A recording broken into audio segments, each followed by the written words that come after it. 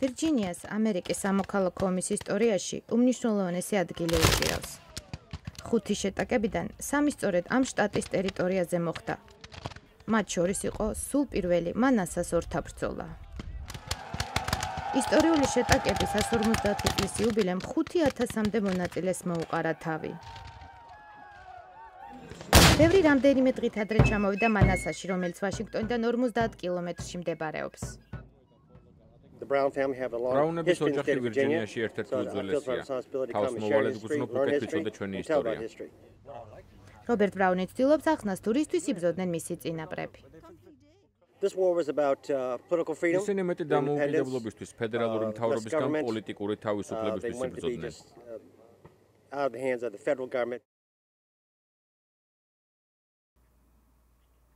ახლა შექმნილი კონფედერაციის დედაქალაქად მაშინ ვირჯინიის დღევანდელი დედაქალაქი რიჩმონდი გამოცხადდა. 200,000-იან ქალაქში ისტორიული წარსულის უამრავ ნიმუშს იხილავთ. მათ შორის კონფედერაციის პრეზიდენტის ჯეფერსონ დეივისის სახლიცაა, რომელიც ახლახან აღადგინეს. სხვა ლიდერებთან ერთად რიჩმონდში პრეზიდენტ დეივისის ძეგლიც დგას. ქალაქში ერთ-ერთ მთავარ გამზირზე კონფედერაციის ისტორიის მუზეუმი ფუნქციონირებს, რომელიც ომის დამთავრებიდან 25 წელიწადში გაიხსნა. თუმცა მუზეუმის პრეზიდენტი უაით რაულსი აღნიშნავს, რომ წლების განმავლობაში მისი მისია შეიცვალა.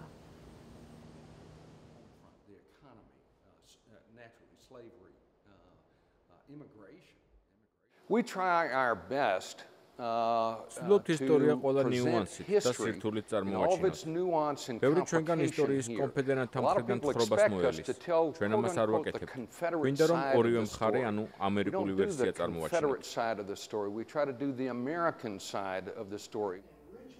ექსპოზიციის ნაწილი კონფედერაციის საომარ ისტორიას ეძღვნება, ნაწილი კი ფრონტის ზურგში მიმდინარე ცხოვრებას გვიჩვენებს.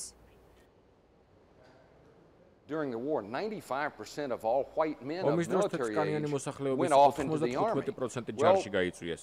როგორ გონიათ, ვინ ინახავდა ქვეყანას, როგორ მუშაობდა ეკონომიკა? ბევრმა არც იცის, რომ ამას ძირითადად ფერადკანიანი მოსახლეობა აკეთებდა, როგორც მონები, ასევე თავისუფალი ამერიკელები. რიჩმონდის უნივერსიტეტის პრეზიდენტი ისტორიკოსი ედუარდ ეირსი სამოქალაქო ომის ექსპერტად ითვლება. ის აღნიშნავს, რომ სამხრეთში სულ რამდენიმე ათეული წლის წინ სამოქალაქო ომს სხვაგვარად წარმოაჩენდნენ. ცდილობდნენ კონფედერაციის დამარცხება გამარჯვებად მოენათლათ. დგამდნენ უზარმაზარ მემორიალურ ძეგლებს, სკოლებს ლიდერთა სახელებს არქმევდნენ და მათ ბრძოლას აიდეალებდნენ. ეირსის თქმით, ომის რეალურ მიზეზზე და შედეგებზე ყურადღება ნაკლებად მახვილდებოდა. სამხრეთმა 11 შტატის ახალი ერთობა, სახელწოდებით კონფედერაცია, მონობის შესანარჩუნებლად შექმნა. მისმა აღსასრულმა ემანსიპაციამ და ამერიკის გაერთიანებამ კი მსოფლიო ისტორია შეცვალა.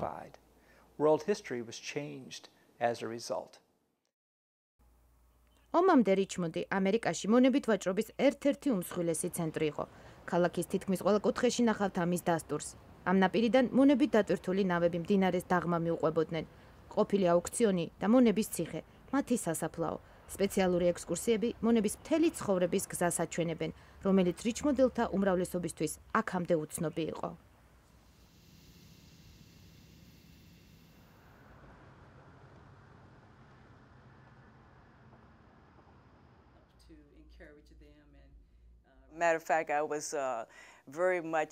გაუცებული ვარ, ყველაფერი აქ ჩვენს ქალაქში ხდებოდა, ისტორიით მდიდარ რიჩმონდში. ჩვენ კი ამის შესახებ არაფერი ვიცოდით.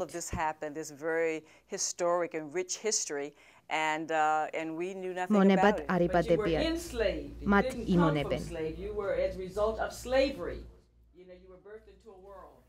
ქალბატონ მაკუენს მიაჩნია, რომ აფრიკული წარმოშობის ამერიკელებმა, რომლებიც ქალაქის 50% შეადგენენ, ისტორია აუცილებლად უნდა იცოდნენ. With the whole journey of us developing and unearthing the slave trail, now African Americans feel like, you know what, we were a part of this history too.